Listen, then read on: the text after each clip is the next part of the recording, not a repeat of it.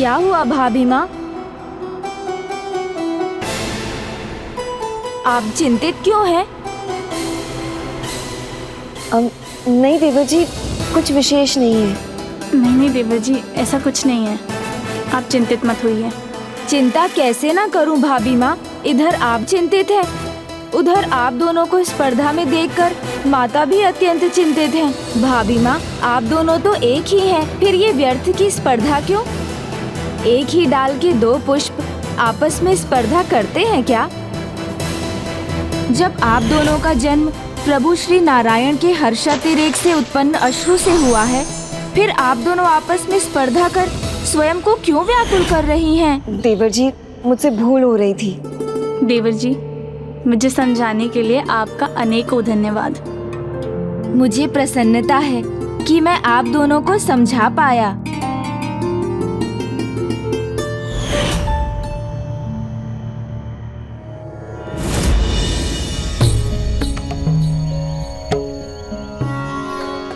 देवर जी, गणेश जी ने उचित ही कहा है। मैं बहन वल्ली के साथ ऐसी स्पर्धा क्यों कर रही हूँ? और माँ को भी ये ज्ञात हो ही गया।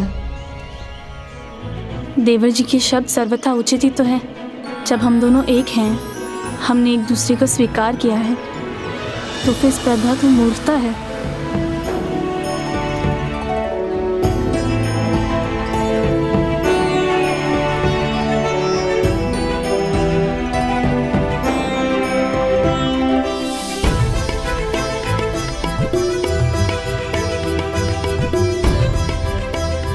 उचित है। अब इन दोनों को समझ आ गया है तो स्थिति सामान्य हो जाएगी। अब भाभी माओं के मध्य शांति बनी रहेगी। दीदी क्षमा करें, मेरा आपसे स्पर्धा करना तो उचित नहीं था। क्षमा तो मुझे मांगनी चाहिए बहन वल्ली। भोर से ही मैं हम दोनों की होड़ में लगी हुई थी। हाँ दीदी, स्वामी को नींद से मैं जगाऊं या आप, एक ही तो बात है। हाँ, मेरे हाथ से उन्हें जल मिले या तुम्हारे हाथ से, एक ही तो बात है। लेकिन एक बात ये भी है, मुझे सदा यही लगता है जैसे मैं ही उनके लिए कुछ अधिक कर डालूं। ये बात तो मेरे साथ भी है। ऐसा लगता है कि उन्हें जो भी चाहिए वो मैं ही दे दूं। ये क्या हो रहा है? इन दोनों में शांति हो रही है या दोनों भाभी माँ फिर से एक नवीन स्पर्धा की तैयारी कर रही हैं? जैसा मुझे ज्ञात है, मुझे अब इस सूखे पौधे को जल देना चाहिए, किंतु मेरा मन कह रहा है कि सूर्यास्त होने ही वाला है, मुझे स्वामी की शैया तैयार करनी चाहिए। और मन तो मेरा भी ऐसा ही करने का है, और वो भी आपसे पहले।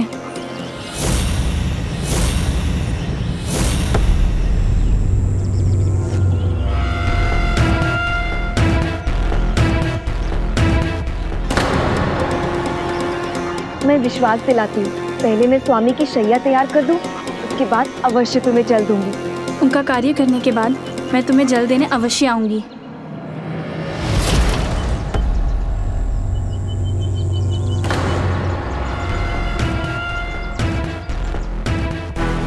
अपनी इस स्पर्धा में तो ये अपने सभी अन्य कर्तव्य भूल रही हैं। कैलाश में ये एक दूसरे के साथ स्पर्धा का कैसा वातावरण उत्पन्न हो रहा है?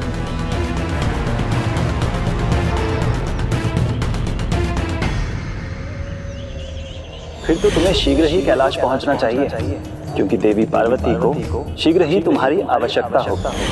प्रभु श्री नारायण ने कहा था कुछ महत्वपूर्ण करना है मुझे।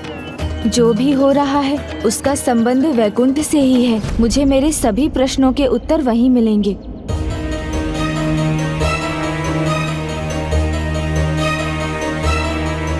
कहीं ऐसा ना हो कि इस मुरझाते पौधे के समान कैलाश की शांति और कैलाश की समरसता कहीं मुरझा न जाए।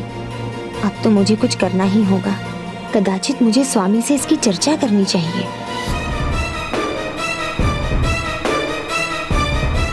स्वामी तो सदा के समान अपने ध्यान में ही है। यहाँ समस्या बढ़ती जा रही है और मैं किसी से अपनी चिंता बांट भी नहीं सकती। स्वामी के लिए तो उनका ध्यान ही सब कुछ है और घर परिवार, किंतु उनकी दृष्टि से छिपा थोड़ी ही होगा कि कार्तिकेय का तो स्वाद ही बदल गया अपनी माँ की खीर के आगे। अपनी पत्नियों के हाथों का शीरा पूरी भाने लगा है, किंतु प्रभु ने इसे लेकर मुझे एक शब्द भी नहीं कहा। बस भोजन किया और अपने ध्यान में रम गए। जिन्हें यही नहीं पता कि उनकी पत्नी के मन में कितनी उथल पुथल चल रही है। मेरे भोलेनाथ तो अपने पुत्र वधुओं के बीच की स्पर्धा भी कैसे देख पाएंगे।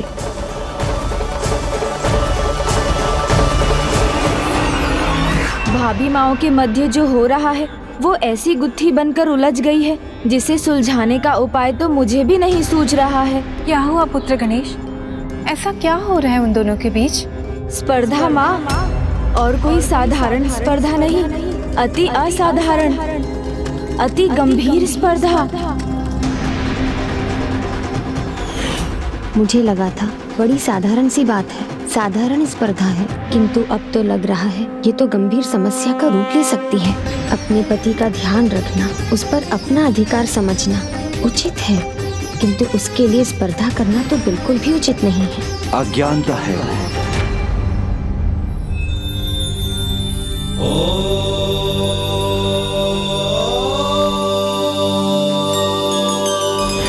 हाँ, वो दोनों बालकों के समान स्पर्धा में जुट जाती हैं और माता ये सब देखकर बहुत तनाव में आ जाती हैं।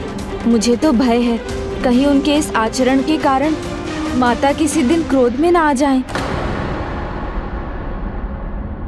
अज्ञानतावश जो हो रहा है वो उनमें दूरियां बढ़ाएगा, और जब आपस में दूरियां बढ़ जाएं, तो उस परिवार के शत्रु सक्रिय हो जाते हैं। द्वेष को बोने से तो द्वेष का ही फल फलित होगा ना, किंतु मैं अपने परिवार के साथ ऐसा कदापि नहीं होने दूंगी।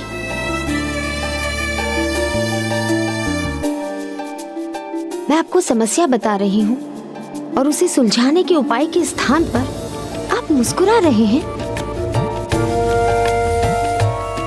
प्रभु, मैं आपसे इतनी गंभीर समस्या साझा कर रहा हूँ और आप मुस्कुरा रहे हैं। क्योंकि ये वास्तव में इतनी गंभीर बात है नहीं। ये तो प्रत्येक गृहस्थी की बात है। प्रत्येक माँ को लगता है कि पत्नी के आने के बाद उसका पुत्र बदल गया है।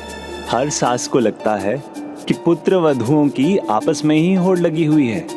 वो आपस में ही नहीं, सास के साथ भी स्पर्धा में है। नहीं प्रभु, बात साधारण नहीं, गंभीर है। इतनी ईर्ष्या साधारण नहीं। मुझे तो शंका है, यदि मैंने उन्हें समझाने का प्रयास भी किया तो उन्हें कहीं ये ना लगे कि मैं उनके वैवाहिक जीवन में हस्तक्षेप कर रही हूँ। ये तो सर्वथा अनुचित होगा। मेरी चिंता का तो कोई समाधान ही मुझे नहीं दिखाई दे रहा है। समाधान है, स्पष्ट है और आपकी आंखों के सामने है प्रिय। जब एक पौधा नकारात्मकता के कारण सूखे तो उससे पहले ही उसे सकारात्मकता की शक्ति से सींच दीजिए, और जब वो पौधा संपूर्ण परिवार का प्रतीक हो तो ये कार्य सभी को एक साथ मिलकर करना चाहिए। ओम नमः शिवाय, ओम नमः शिवाय, ओम नमः शिवाय, ओम नमः शिवाय। और जब परिवार एक होकर इन समस्याओं से जूझता है तो सभी भेद मिट जाते हैं। नकारात्मकता, मनमुटाव, स्पर्धा, ईर्ष्या, ये सभी भाव दूर हो जाते हैं और स्नेह, विश्वास, आपसी समझ का पौधा अपने आप लहराने लगता है। किंतु ये होगा कैसे? क्या करना होगा हमें? बुद्धि के देवता हो तुम गणेश, तुमसे भला क्या छिपा है? तनिक अपनी बुद्धि का प्रयोग करो, सोचो।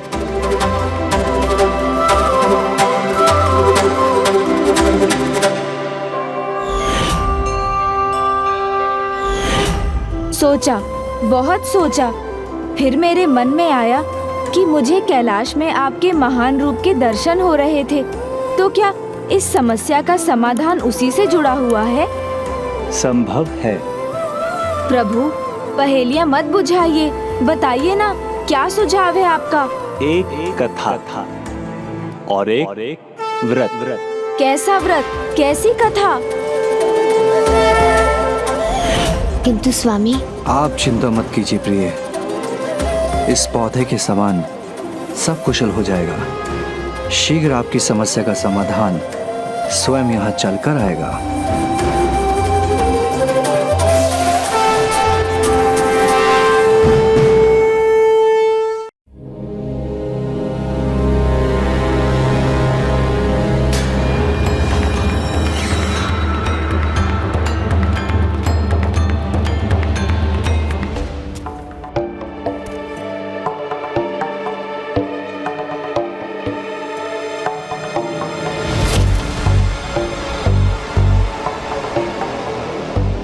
शंखचूड़?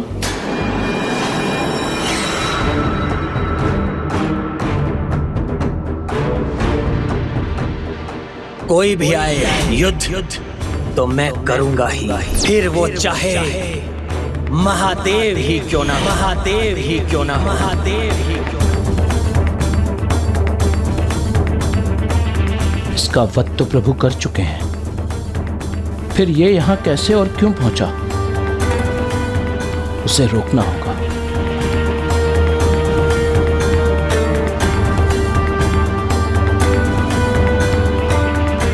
वहीं रुक जाओ शंखचूड़, यहां शत्रुओं को प्रवेश की अनुमति नहीं।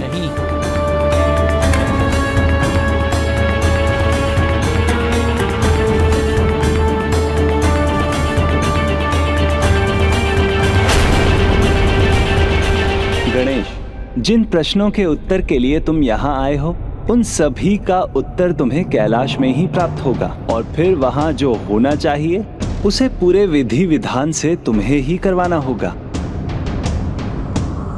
सुना नहीं शंखचूड़, यहां शत्रुओं को प्रवेश की अनुमति नहीं।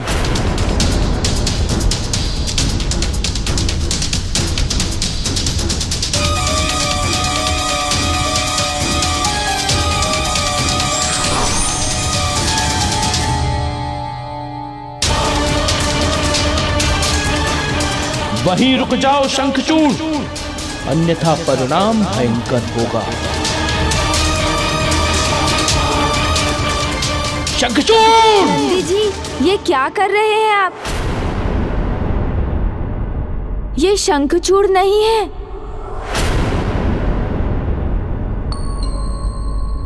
प्रणाम नंदेश्वर जी, मैं वो नहीं हूं जो आप समझ रहे हैं। कपट, कुटिलता, अहंकार का रूप असुर शंखचूड़ नहीं हूं मैं। गोलोक निवासी परम श्री कृष्ण भक्त सुदामा हूं मैं।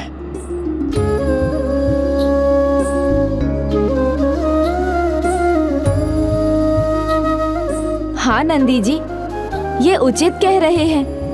यही इनका वास्तविक परिचय है। प्रणाम सुदामा जी। मैं बैर भाव से नहीं, मैं कृतज्ञता के भाव से आया हूं। प्रभु महादेव, माता पार्वती, स्वामी कार्तिकेय, विघ्नहर्ता गणेश और संपूर्ण शिवसेना को धन्यवाद करने आया हूं, जिन सभी की कृपा से मुझे असुर जन्म से मुक्ति मिली है।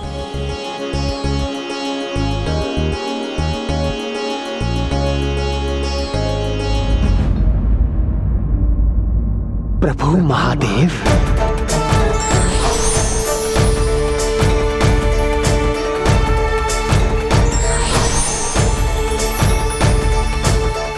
प्रभु,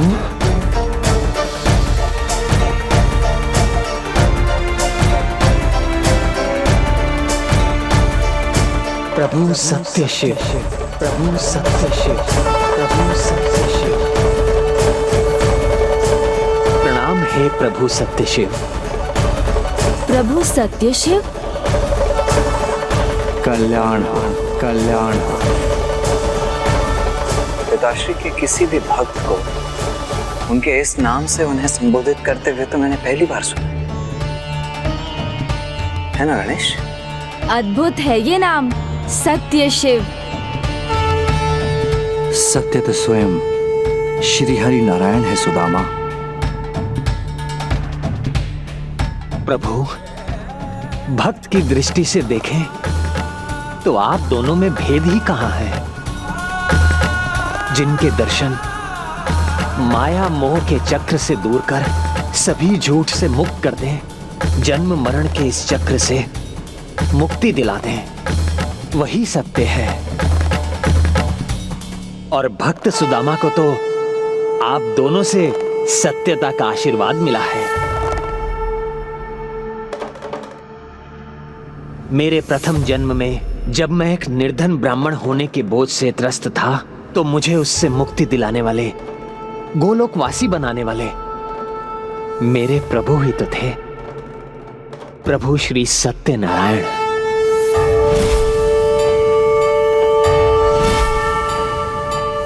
श्राप के कारण मैंने असुर शंखचूड़ के रूप में जन्म लिया। मुझे आसुरी जीवन से मुक्ति देकर पुनः गोलोकवासी किसने बनाया? आप ही ने बनाया, मेरे प्रभु सत्य शिव। इसलिए हे प्रभु, आप दोनों ही परम सत्य हैं। जिसे सत्य का परिचय हो जाए, उसका तो उद्धार ही हो जाता है। इसलिए आज आपके सत्य रूप के दर्शन करने मैं कैलाश आ गया, मेरे सत्य शिव।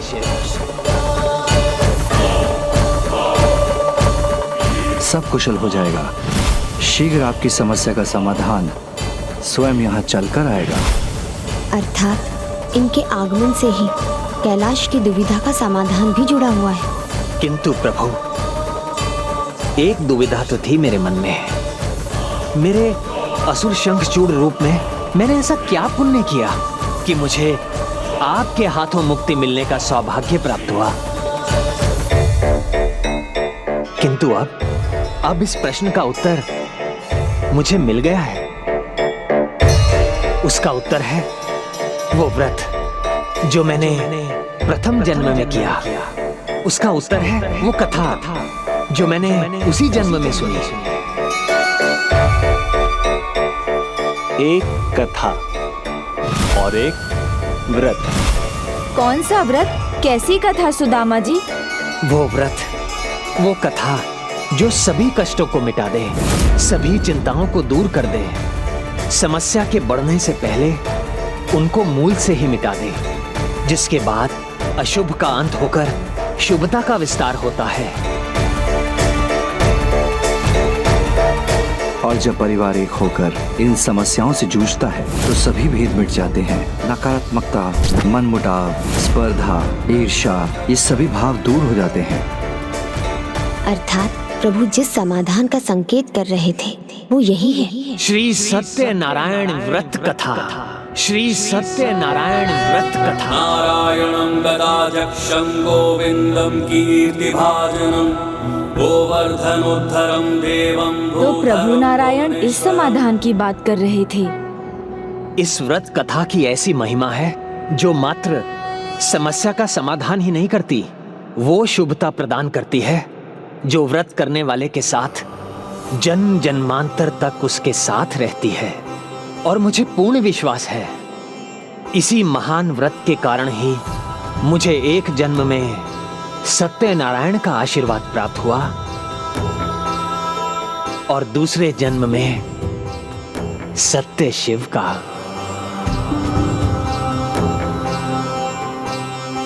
सत्यनारायण व्रत कथा, समझ गया। इस व्रत से ही कैलाश में पुनः शांति आ सकती है। हमें ये व्रत करना चाहिए। ऐसा अद्भुत महान व्रत है ये तो सभी को करना चाहिए।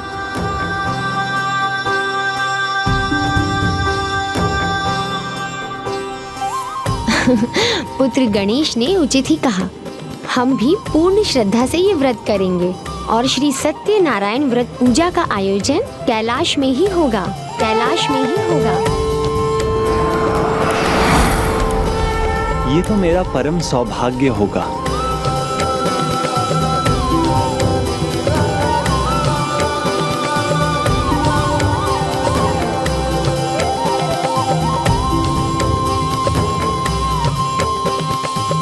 हे श्री हरि नारायण, मेरा अनुरोध है कि आप स्वयं श्री सत्यनारायण व्रत की विधि हमें बताने की कृपा कीजिए।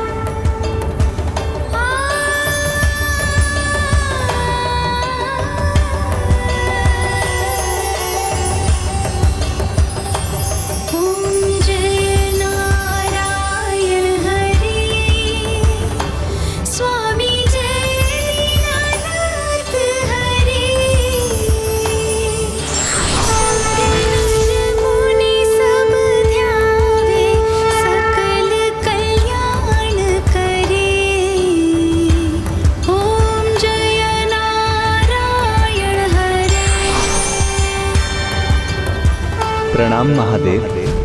प्रणाम देवी पार्वती। कैलाश में सत्यनारायण व्रत का निर्णय लेकर आपने तो मेरे इस व्रत की महिमा, इसका महत्व अनेकों गुना बढ़ा दिया है। हे श्री हरि नारायण, सत्य तो ये है कि सत्यनारायण कथा से कैलाश में सभी अशुभ अशांति मिट जाएगी।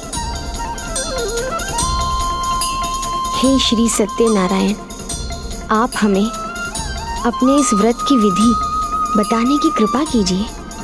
ये व्रत कब और कैसे करना चाहिए? ये व्रत तो अत्यंत सरल है। सभी परिवारजनों, परिचितों और ऋषि मुनियों को आमंत्रित कर दिन भर व्रत में रहकर संध्या को भोग चढ़ाना होता है। तब तो प्रसाद के लिए स्वादिष्ट व्यंजन भी पकेंगे। मोदक तो आपको भी भाते होंगे ना प्रभु?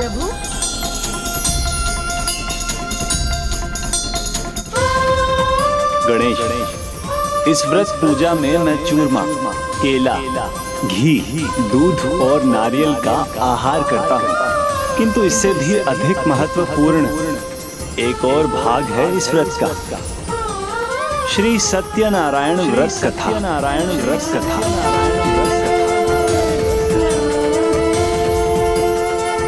इन कथाओं में जीवन का, भक्ति का, ईश्वर का अर्थात सत्य का सार छिपा है, जो बहुत सरलता से सीख बनकर इसका श्रवण करने वाले तक पहुंचता है। ये वो सीख है जिनसे हम वर्तमान समस्याओं से भी मुक्ति पा सकते हैं और घर परिवार में एकता भी स्थापित कर सकते हैं। अर्थात ये तो मेरे परिवार के लिए मेरी मंगल कामना के सत्य होने का मार्ग है। प्रभु, हमें ये बताने की भी कृपा कीजिए कि आपका ये मंगलकारी व्रत कब किया जाता है? सत्यनारायण व्रत और कथा तो कभी भी किए जा सकते हैं, किंतु एकादशी, पूर्णिमा और बृहस्पतिवार को करने से अधिक पुण्य मिलता है, बहुत शुभ होता है। तब तो ये समय भी उचित है, कल ही बृहस्पतिवार है। तो फिर शुभ कार्य में विलंब क्यों? हमें कल ही सत्यनारायण व्रत और कथा का आयोजन करना चाहिए और इन कथाओं से हमें जीवन की बहुमूल्य शिक्षा प्राप्त करनी चाहिए।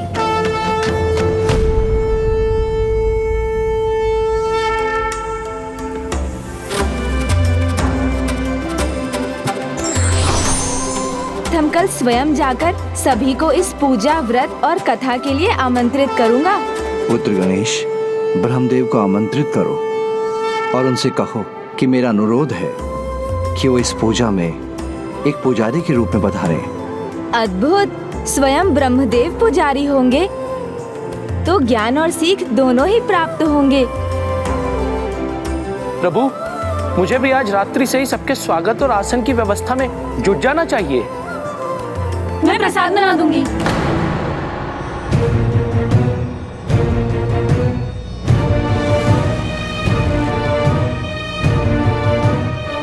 इस आयोजन को भी स्पर्धा का रूप न दे दे, ये तो अनुचित ही नहीं होगा।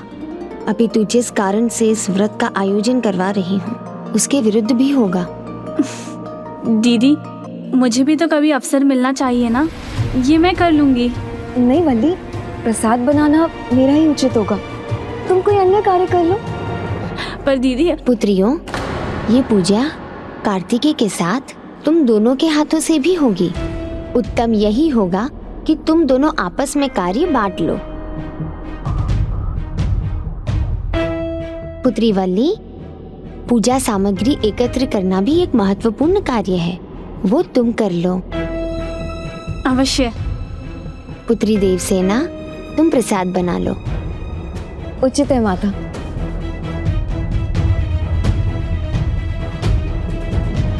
सुदामा जी, आपने ही हमें इस व्रत के प्रति सजग किया है, इसलिए आपको इस पूजा में अवश्य रहना होगा।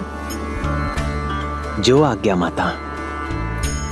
मैं तो कल प्रभु सत्यनारायण व्रत और कथा को लेकर अत्यंत उत्साहित हूँ।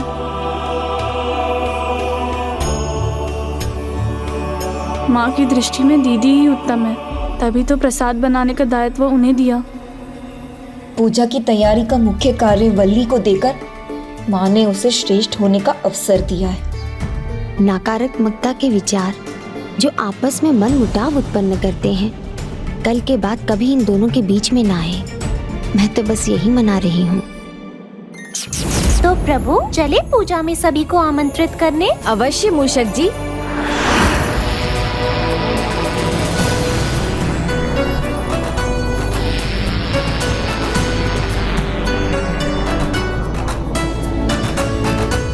सभी नवग्रहों को निमंत्रण है। कैलाश में श्री सत्यनारायण व्रत कथा में भाग लेने का निमंत्रण।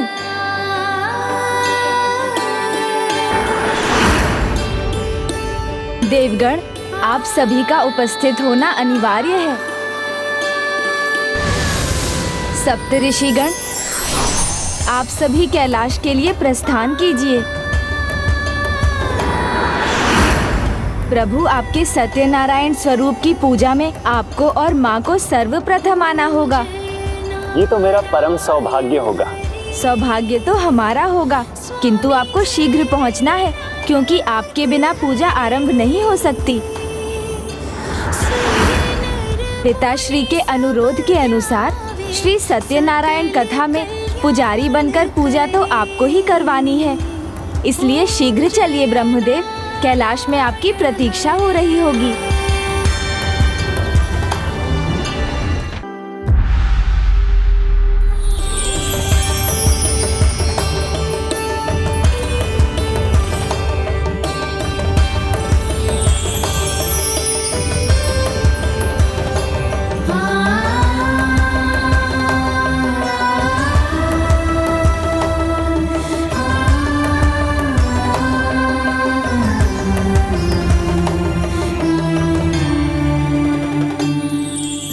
रंगोली तो बन गई, अब दीपक स्थापित कर देती हूँ।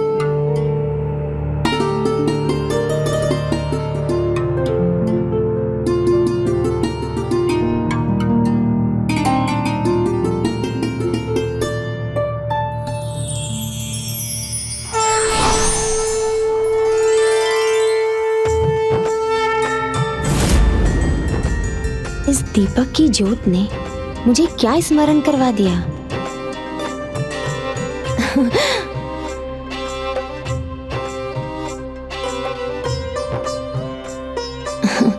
मैं आप ही के पास आ रही थी। मुझे लगता है कि हमारी अतिथियों की सूची में हमें उन्हें भी आमंत्रित करना चाहिए, हमारी पुत्रियों को।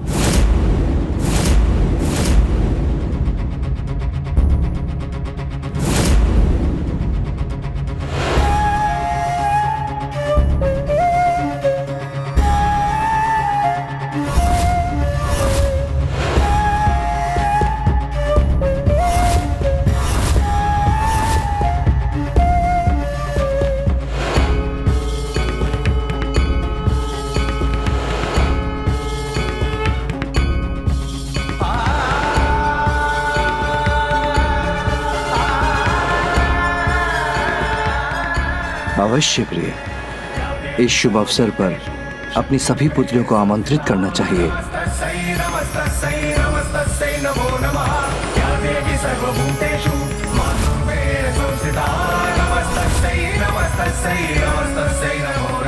पुत्र गणेश तो उनसे परिचित नहीं, इसलिए मैं स्वयं ही उन्हें निमंत्रण दूंगी।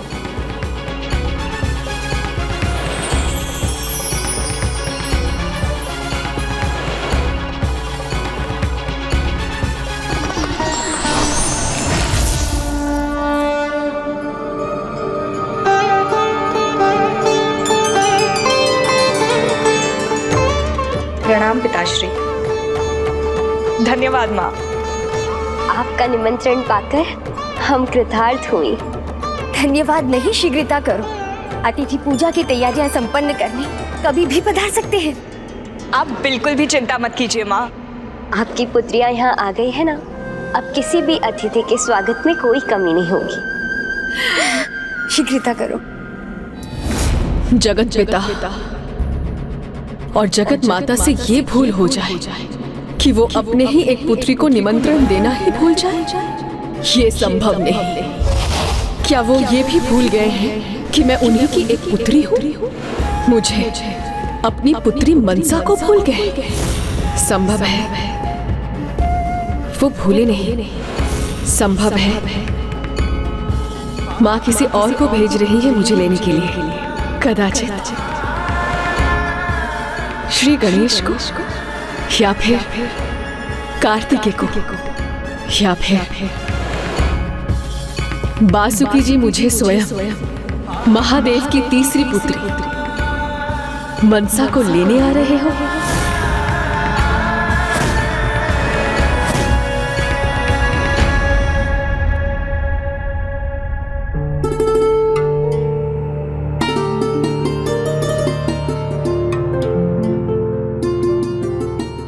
लगभग सभी अतिथि पधार चुके हैं, इसीलिए अब हमें भी सारी तैयारियां शीघ्र ही समाप्त करनी होगी। हाँ स्वामी।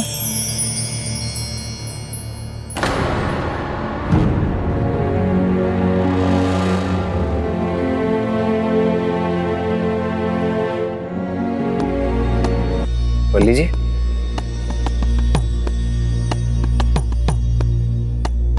अरे वाह देवी देवसेना, आपने पूजा का प्रसाद तो अपने हाथों से ही तैयार कर ली। मुझे पूर्ण विश्वास है कि अत्यंत स्वादिष्ट भी अवश्य होंगे, जो प्रभु श्री सत्यनारायण जी को भाएंगे भी।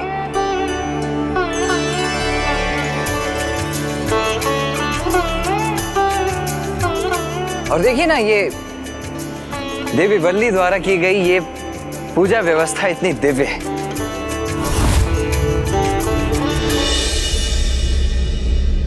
मैं तो बस इतना ही चाहती हूँ, ये स्पर्धा की भावना जो इन दोनों के बीच में है, वो आज प्रभु सत्यनारायण की पूजा के प्रभाव से गंभीर मनमुटाव बनने से पहले ही मिट जाए।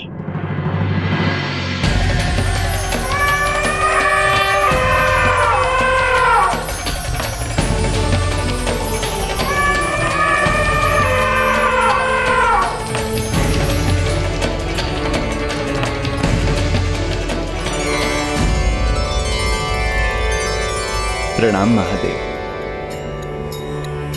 बहन पार्वती, आपने इस व्रत की इतनी अद्भुत तैयारी की है। मुझे विश्वास है आज आपके मन में जो भी इच्छा होगी वो अवश्य पूर्ण होगी।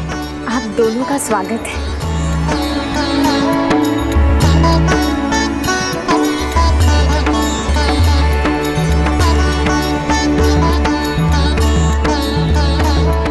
प्रणाम। प्रणाम पिताश्री, प्रणाम माता। पूजा की समस्त तैयारियां हो चुकी हैं, आइए।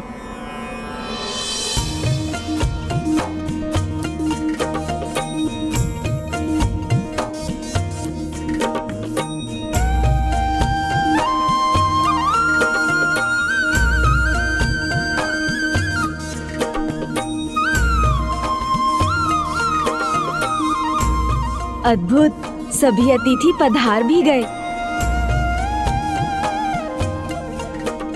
ये दोनों देवियां कौन हैं? आज से पहले इन्हें कैलाश में कभी नहीं देखा और मुझे ऐसा आभास क्यों हो रहा है जैसे दोनों में माता का अंश हो। पूजा के शुभ मुहूर्त का समय हो गया है, हमें पूजा आरंभ करनी चाहिए।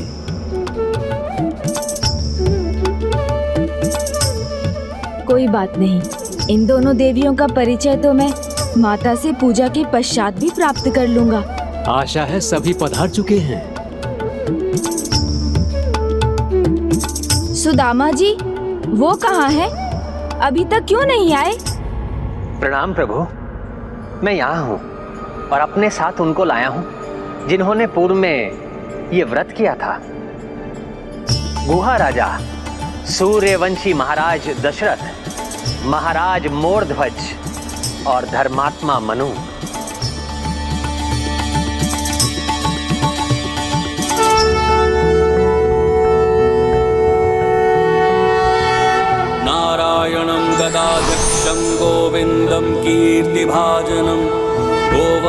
समुद्धरं देवं भूधरं भुवनेश्वरम्।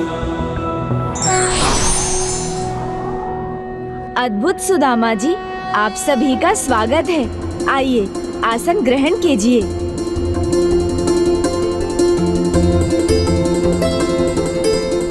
ब्रह्मदेव, अब किसी का आना शेष नहीं, आप पूजा आरंभ कीजिए।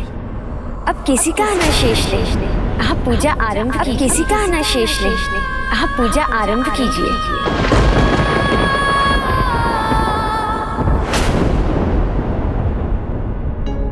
कौन है ये दोनों देवियाँ?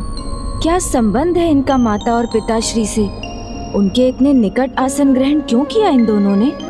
हम पूजा का शुभारंभ संकल्प, कलश स्थापना और गौरी गणेश, नवग्रह, अष्ट दिक्पाल, षोडश मातृका पूजा से करेंगे। ओम पवित्र पवित्रो वा सर्वावस्थां गतोऽपि वा यस्मरेत् पुण्डरीकाक्षं स पायाभ्यन्तर शुचि। पुनः पुण्डरीकाक्षं पुनः पुण्डरीकाक्षं पुनः पुण्डरीकाक्षं आसना।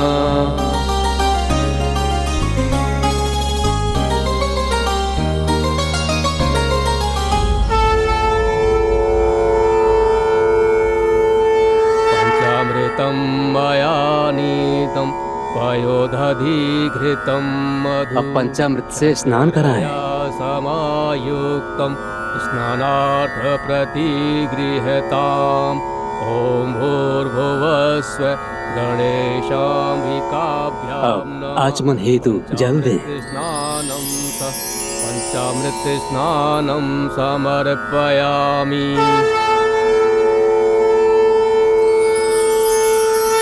वस्त्र एवं उपवस्त्र अर्पित करें। शीतवातोष्ण संत्राणं लज्जायाम रक्षणं परं देहालंकरणं वस्त्रमथ शांति प्रयच्छ मे। ओम भूर्भुवस्व नारायणाभ्यां नमः। वस्त्रं समर्पयामि। गणेश और अंबिका को वस्त्र समर्पित करें। यस्य भावेन शास्त्रोक्तं कर्म किंचिन सिद्ध्यति। उपवस्त्रं प्रयच्छामि सर्वकर्मोपकारकम्। ओम भूर्भुवस्व नारायणाभ्यां नमः। उपवस्त्रं समर्पयामि। आचमन के लिए जल अर्पित करें। वस्त्र उपवस्त्रान्ते आचमनीयं जलं समर्पयामि। नौभिस्तन्तुभिर्युक्तं त्रिगुणं देवतामयम् उपवीतं मया दत्तं विहाण परमेश्वर। ओम भूर्भुवस्व नारायणाभ्यां नमः। यज्ञोपवीतं समर्पयामि।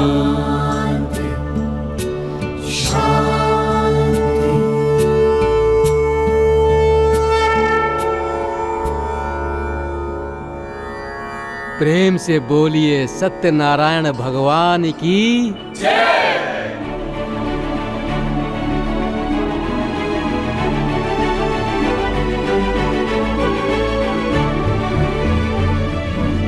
इसी के साथ ही भगवान सत्यनारायण की पूजा तो संपन्न हुई। अब समय है सत्यनारायण कथा का। इसको सुने बिना पूजा और व्रत अधूरे हैं। प्रभु ब्रह्मदेव, इसके पहले कि आप कथा सुनाएं, हमें ये बताने की कृपा करें कि ये पूजा और व्रत आरंभ कैसे हुए? पुत्र गणेश, आपके प्रश्न का उत्तर तो सत्यनारायण कथा के प्रथम अध्याय में ही छिपा हुआ है। सत्यनारायण कथा के प्रथम अध्याय में हमें ज्ञात होगा कि इस पूजा की स्थापना कैसे हुई। एक समय की बात है, नैमिषा अरण्य तीर्थ में यज्ञ के लिए शौनक जी के साथ 88 सहस्त्र ऋषिगण एकत्र हुए थे। और जब वहां एक महान ऋषि सूत जी पधारे तो सभी के मन में एक ही प्रश्न था। कलयुग में शारीरिक, मानसिक और आत्मा के स्तर पर मानव महान यज्ञ करने में समर्थ नहीं होंगे, तब मनुष्य जाति के उद्धार का क्या उपाय होगा? तब श्री सूत जी ने बताया कि तीनों लोकों का भ्रमण करने वाले देवर्षि नारद के मन में भी यही प्रश्न था, और उसी प्रश्न को लेकर वो सीधे श्री हरिनारायण के समक्ष प्रस्तुत हुए। हे देवर्षि, मानव जाति के उद्धार हेतु आपने ये अत्यंत उत्तम प्रश्न पूछा है।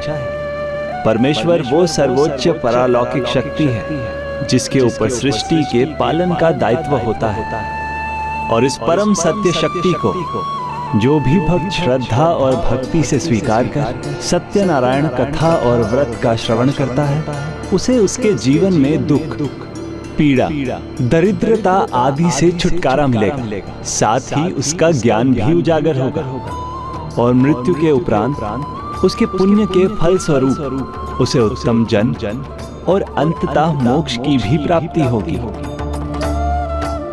इस प्रकार श्री हरिनारायण ने श्री सत्यनारायण की पूजा की महिमा और महत्व बताकर देवर्षि नारद को उसकी विधि से भी परिचित कराया, और जगत को सर्वाधिक महत्वपूर्ण और सरलतम व्रत प्रदान करने की कृपा की।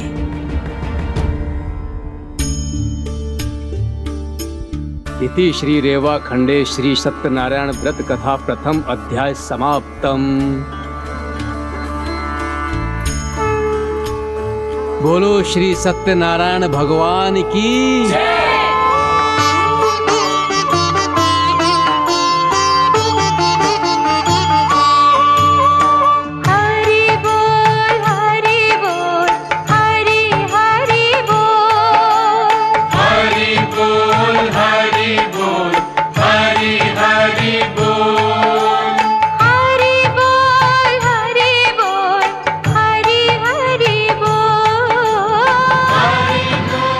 सत्यनारायण कथा के दूसरे अध्याय में उन दो भक्तों की कथा है जिन्होंने इस व्रत को किया, और उनमें से प्रथम वो थे जिन्हें इस पूजा और व्रत के परिणाम स्वरूप अपने संपूर्ण जीवन को परिवर्तित करने का सौभाग्य प्राप्त हुआ।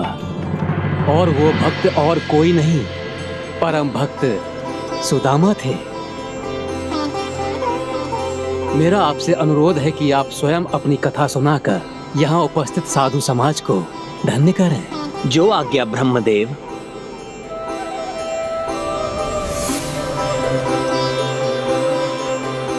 प्रभु श्री सत्यनारायण भगवान की जय। जय। प्रभु श्री सत्यनारायण की कृपा और उनके आशीर्वाद से मुझे गोलोकवास का परम सुख प्राप्त हुआ। मुझे परम प्रभु श्री कृष्ण का सखा कहलाने का सौभाग्य भी प्राप्त हुआ। परंतु उससे पहले मेरे जीवन का दुर्भाग्य मुझे प्रतिपल काटता था, क्योंकि ब्राह्मण शतानंद के रूप में एक और मेरा उत्तम परिवार था, सुंदर सुशील पत्नी थी, पुत्र पुत्री थे, और दूसरी ओर थी मेरी दरिद्रता। ऐसा दुर्भाग्य था कि मैं अपने परिवार के निवास हेतु एक उत्तम कुटिया धारण करने के लिए वस्त्र तो क्या, एक बार का भोजन भी उपलब्ध कराने में असमर्थ था।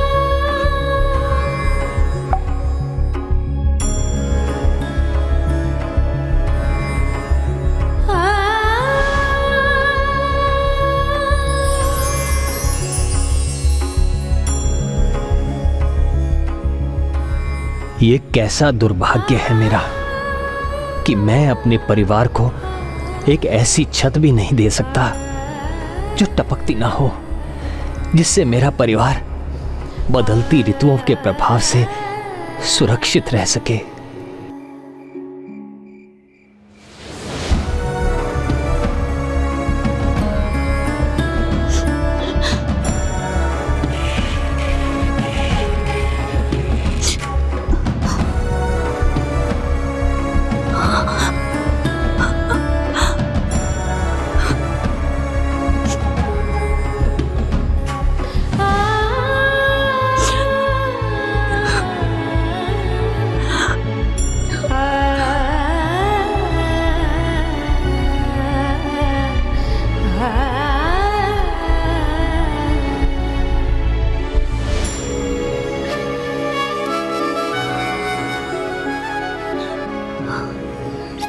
स्वामी, आपके नेत्रों में अश्रु क्यों है स्वामी? आप रो क्यों रहे हैं? ना ही खाने के लिए भोजन है और ना ही पहनने और ओढ़ने के लिए वस्त्र। रोने के सिवाय और कर भी क्या सकता हूं? कितने माह बीत गए, मैं अपने परिवार के लिए उचित भोजन भी न ला सका। और कुछ दिनों से वो एक समय का भोजन जो किसी प्रकार मैं जुटा लिया करता था, वो भी नहीं मिला। ऐसी भीषण दरिद्रता में, ऐसे अभाव में अपने परिवार को देखकर कौन नहीं रो पड़ेगा।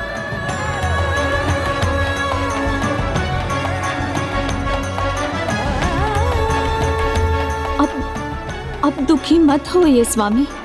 जिस प्रकार अपनी ही कुटिया से मैंने ये मुट्ठी भर अन्न बटोरा है ना, उसी प्रकार आज हमें पेट भर भोजन भी अवश्य मिलेगा स्वामी।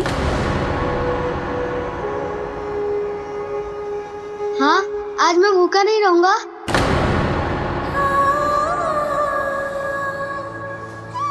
मुझे भरपेट भोजन मिलेगा। ये सच कह रहा है माँ? आज हमें भोजन मिलेगा?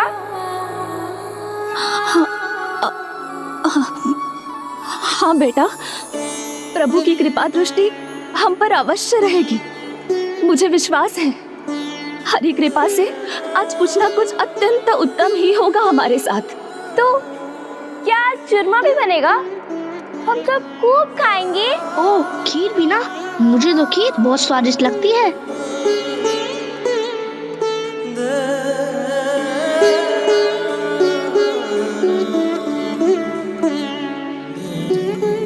हाँ हाँ, सब कुछ मिलेगा और हम सब पेट भर के भोजन करेंगे। किंतु उससे पहले तुम सबको मेरे साथ चल के सूर्य नमस्कार करना होगा। चलो चलो चलो, तुम भी चलो।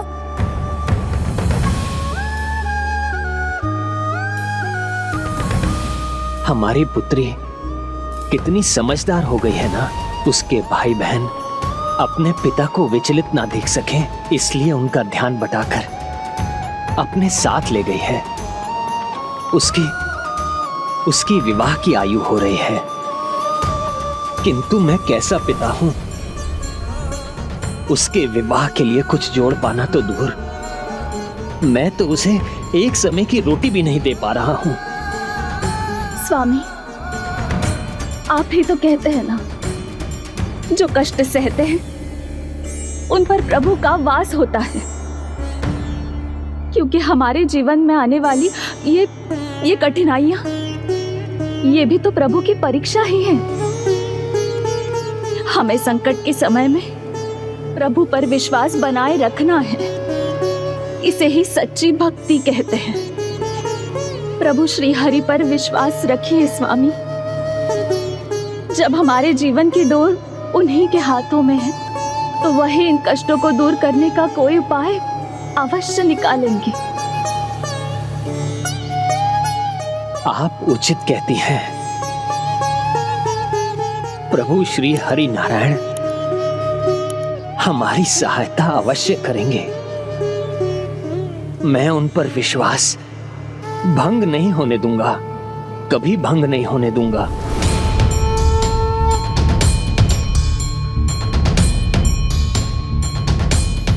आपने जो भी अन्न एकत्रित किया है उसे दीजिए। मैं प्रभु को तो प्रसाद चढ़ा दूं।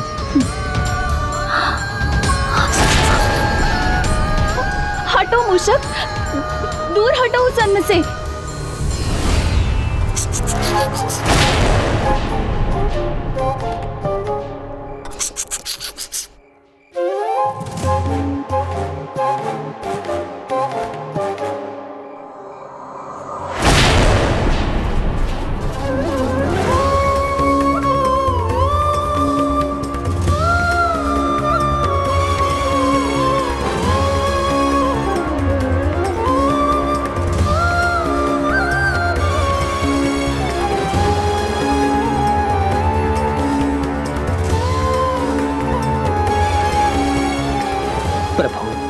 आज आपके भक्त के पास आपको जल चढ़ाने के सिवाय और कुछ नहीं है। कृपा करके इसे स्वीकार कीजिए।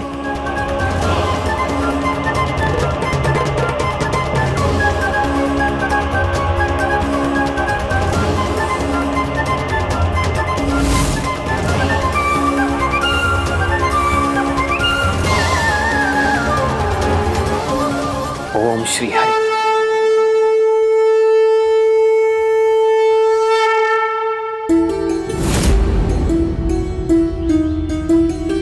दीदी, भूख लगी है और भूख के कारण रात भर सो भी कहाँ पाया हूँ। हाँ दीदी, मुझे तो अभी ऐसी भूख सता रही है कि अगर आज भी भोजन ना मिला तो कहीं मैं यहीं ना गिर जाऊं। हाँ दीदी, ऐसे बिना भोजन के हम कैसे रहेंगे। हे प्रभु, अपने परिवार का दुख मुझसे देखा नहीं जा रहा है। आशा कितनी भी ढूंढूं, हाथ तो निराशा ही लगती है। भूख सता रही है तो इसका तो बड़ा सरल उपाय है। हम सभी दिन भर अलग अलग प्रकार के खेल खेलेंगे। इतना आनंद आएगा कि भूख अपने आप ही मिट जाएगी।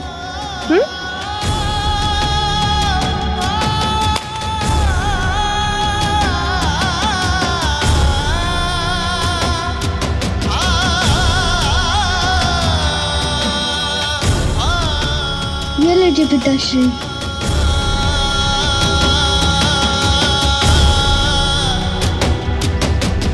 आप तनिक भी चिंता मत कीजिए पिताजी। भूख की बात तो हम दीदी को सताने के लिए कर रहे थे, और हमें कौन सी अधिक भूख लगी है। हाँ पिताजी, अगर आज भी भोजन ना मिला तो कोई बात नहीं, आप हमें कोई अच्छी सी कथा सुना दीजिएगा, बस हम सबको नींद आ जाएगी। हाँ पिताजी, और इतने दिन हो गए हमें तो अब हलवा पूड़ी खाने का मन ही नहीं करता है। अच्छा चलो, अब बातें बंद करो और खेल आरंभ करो। पिताजी को जाने दो, चलो।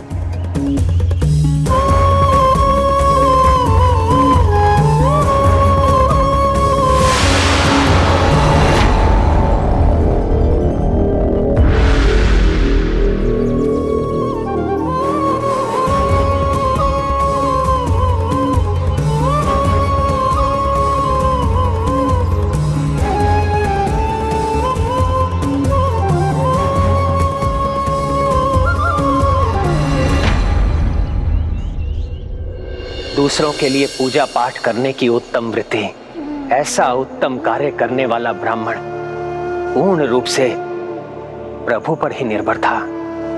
जो लोगों की इच्छा होती थी वो दे देते थे और मुझे उसी में ही संतोष करना होता था। किंतु परिवार भूखा रहे तो उसका मुखिया कैसे संतुष्ट रह सकता है। मेरे बालक भूखे रहकर भी मुझसे कुछ नहीं मांगते थे, किंतु उनकी पीड़ा तो मुझे विचलित करती थी और मैं उसे दूर करने के प्रयास के लिए प्रतिदिन के समान प्रभु श्री हरि नारायण का नाम लेकर उनकी कृपा की आशा में मैं एक बार फिर निकल पड़ा। हरि ओम नारायण हरि, हरि ओम नारायण हरि, भिक्षाम देहि।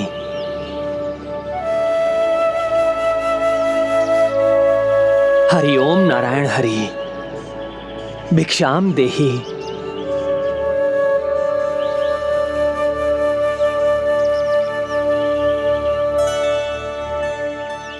हरि ओम नारायण हरि, भिक्षाम देहि।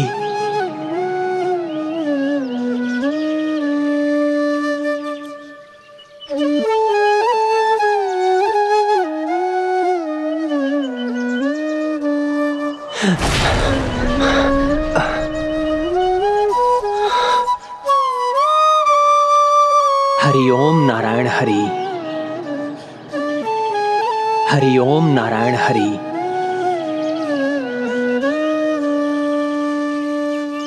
ओम श्री नारायण हरि, भिक्षाम देहि, भिक्षाम देहि।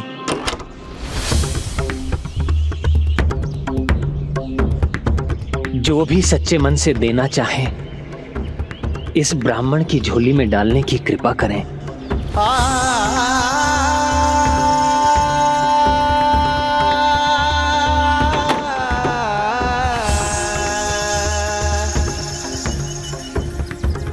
चलो जाओ जाओ यहाँ से। भिक्षाम देहि। ओम श्री नारायण हरि।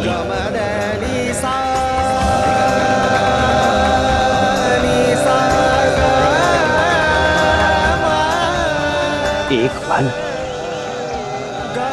कुछ तो प्राप्त हुआ। अब मेरी झोली खाली नहीं रहेगी।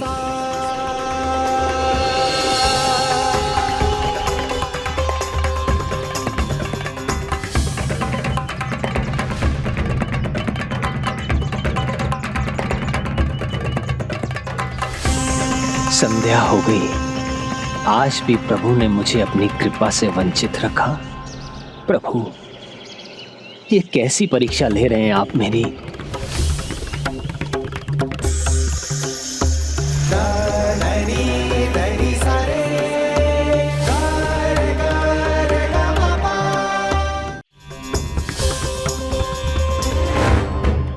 पिताजी,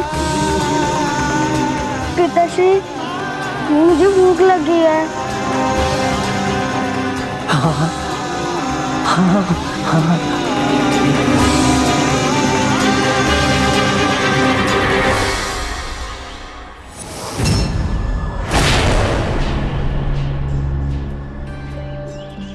मेरे बालक कितनी आशा से मेरी प्रतीक्षा कर रहे हैं।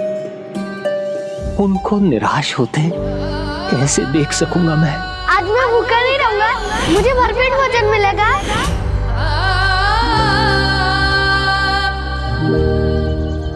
खाली झोली लेकर मैं कैसे आगे बढ़ूं? क्या चूरमा भी बनेगा? हम तो खूब खाएंगे। हे प्रभु श्री हरि नारायण, देखिए प्रभु, आज भी बस एक ही फल मिला। इस एक फल से सबकी शुद्धा कैसे तृप्त कर पाऊंगा मैं? इतने दिन हो गए, हमें तो अब हलवा पूरी खाने का मन ही नहीं करता है। नहीं श्री हरि, आज ये लाचार पिता मात्र एक फल लेकर अपनी संतानों के पास नहीं जा सकेगा।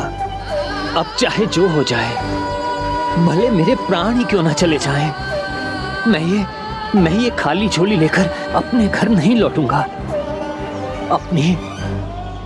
अपनी अंतिम श्वास तक भिक्षा मांगूंगा। आगे जो भी होगा आपकी इच्छा से होगा प्रभु, आपकी इच्छा से।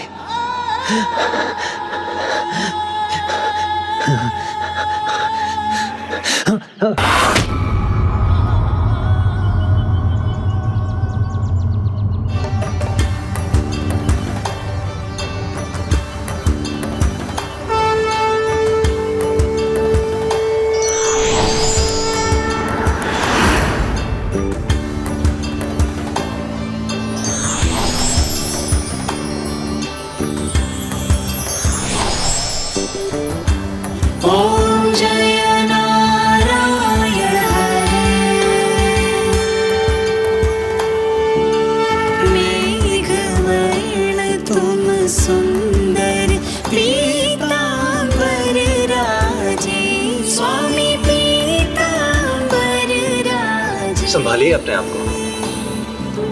कमल नयन चतुरानन हाथ। हे ब्राह्मण देवता, आपका यहाँ आना प्रभु हरि की ही कृपा है। आपके कारण ही मैं गिरने से बच गया। मेरी रक्षा करने के लिए आपको कोटि कोटि धन्यवाद।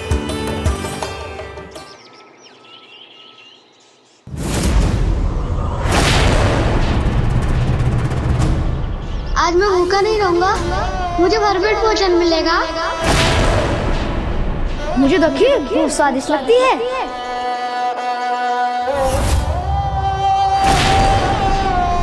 श्री हरि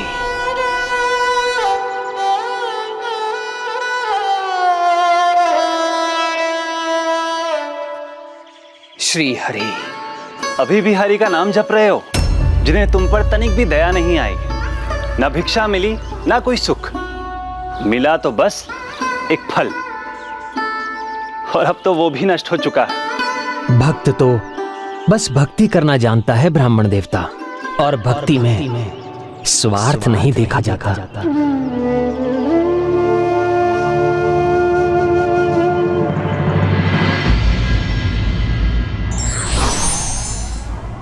सच्चा भक्त वही है जो प्रभु पर अंतिम श्वास तक विश्वास रखे।